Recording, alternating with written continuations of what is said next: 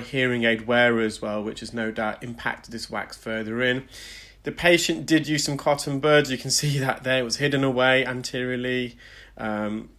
Patient didn't advise me of that, but I could see the wool fibres there. I'm just touching the surface of this plug of keratin and wax with the suction probe, and it's so hard, there's no suction grip. So immediately I've decided to revert to a mechanical removal using ear hooks, forceps and a curette. So I'm trying to just glide the hook into anteriorly, so to the front of the ear canal, and then rotate the hook. But this plug is so hard and rock solid, and it's so impacted, it's so occluding, it's very difficult to glide the hook into the opening or in between the ear canal and the wax. I'm just now using the Jobson horn. I'm trying to scoop underneath this plug of keratin, trying to detach it from the canal wall. You can see you probably saw them wriggling this Jobson horn, this curette, trying to get in and underneath. And you can see I'm just slowly lifting it off the canal wall. It's got all these skin adhesions, which really adheres it to the canal. I'm just going back now with the hook, gliding it in. You can see me slowly rotate that anti-clockwise. So the tip of the St. Bartol hook is embedded into the wax. And I'm slowly bringing this forward whilst twisting the hook at the same time to get some purchase. Managed to remove a little bit of keratin and wax there. I'm just going back in with the hook. Now I'm at the base of the ear canal and actually also on the back part of the canal, the posterior canal wall. And I'm just trying to glide the hook in between the canal. You have to be really careful here because we don't want to put too much pressure on the canal wall, but we are on the cartilaginous portion, so which is semi-sensitive and semi-flexible, so I've got a bit of give there. I have detached this and mobilised it now from the back part of the ear canal. Just decided to use some forceps to bring this forwards a bit. So far we've used suction, we've used an ear hook, we've used a Jobson horn and also forceps. Now the patient has got a bit of otitis externa. Otitis externa is an umbrella term for an infection and or inflammation and or irritation, itchiness of the outer ear canal. In part it's due to the patient's age. They are quite elderly and they are prone to dry skin in other parts of the body, especially around the scalp region.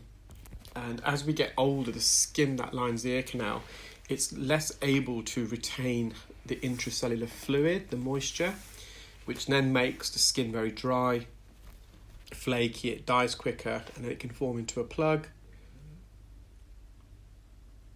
So we're making good progress with the forceps.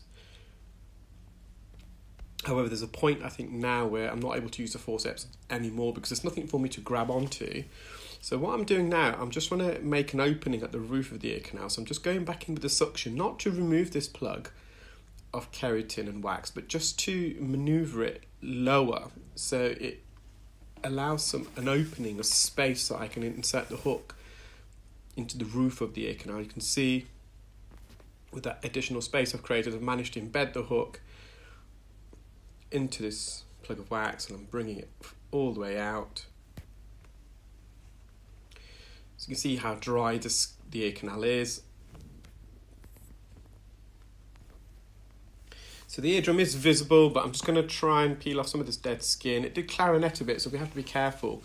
When you've got really dry skin like this, it can cause the suction probe to emit a very loud, high-frequency sound. We call it clarinetting. It's just the skin that violently flaps against the tip of the suction probe. We're just going to remove some of this dead skin off the eardrum as well.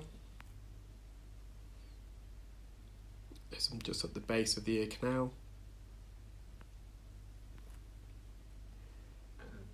And there is some to the back part of the eardrum. This is the posterior portion of the eardrum. We're going to actually peel it directly off the eardrum in a moment. You can see that there. It's going to be really gentle. There's not much space to work in the patient's ear. He had a bit of a narrow ear as well.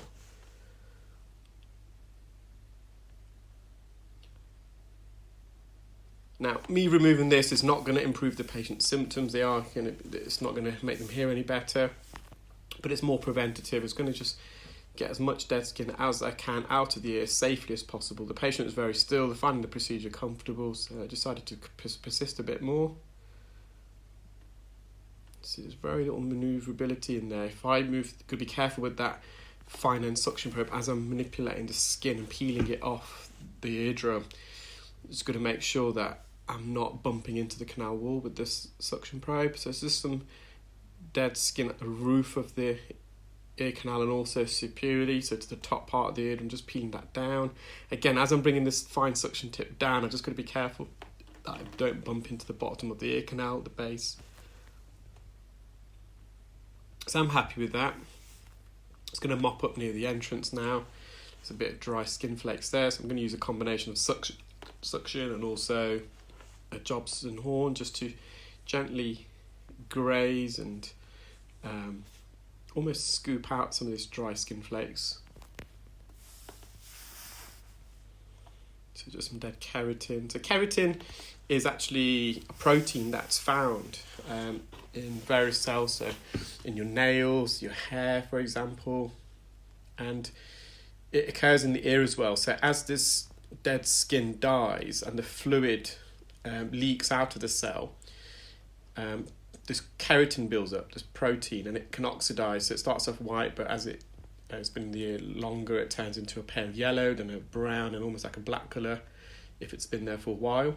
Keratin has some properties, some useful properties. It's hydrophobic, so it helps to repel water that enters the ear. We don't want water in the ear, guys. Water is really bad.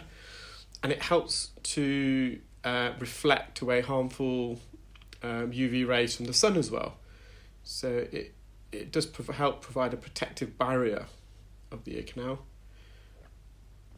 So the patient's left ear is done. This is the patient's right ear.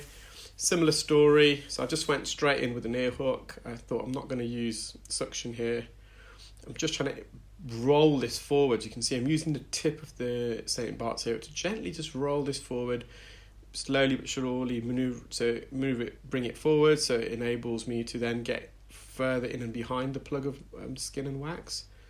So at the moment it's completely sealed, so by bringing it forwards it opens up the top part of the ear canal where I'm going now, so I can glide the hook in a bit further in and behind this plug, slowly but surely bringing it out. Just going to be careful as I'm bringing it out that the tip of the hook doesn't graze the canal wall, especially the bottom part of the ear canal. It's quite easy. It can happen where you're bringing this hook out and you've embedded it too deep into the plug of keratin and wax, and the tip grazed the bottom of the ear canal. You can quite easily scratch it. There we are. It's coming out a big mass. So there's the patient's ear. You can see some blistering there at the back. That's where because this plug of skin and wax is so dry, and so there's skin adhesions. As I extracted it, some of the skin came off the canal wall, and it's just caused a blister. That's not going to cause the patient any problems. So I'm just using the fine end suction probe now just to peel off some remnants, residual dead skin around the more laterally on the cartilaginous portion. So we can put a bit more pressure here. I just block the suction probe, so it's going to go in and out. If you keep watching, you're going to see some close-ups of these keratin and wax plugs. So I'm going to hover over it using the endoscope so you can have a close-up view. Do stay tuned, guys. I've got some really, really exciting videos coming up. I've had a busy day today, and a lot of the procedures are quite, I feel, educational and interesting. So I will upload them in due course.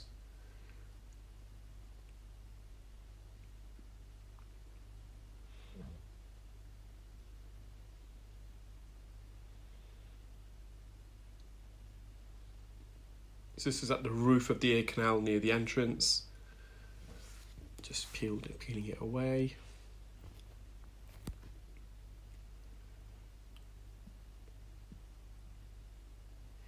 Patient could hear significantly better. They actually wear hearing aids, as I mentioned right at the beginning, and because of this dead skin plug and wax, it's causing their hearing aid to feedback to whistle, so the sound that we're amplifying into the ear is hitting the wax, reflecting back out to the ear,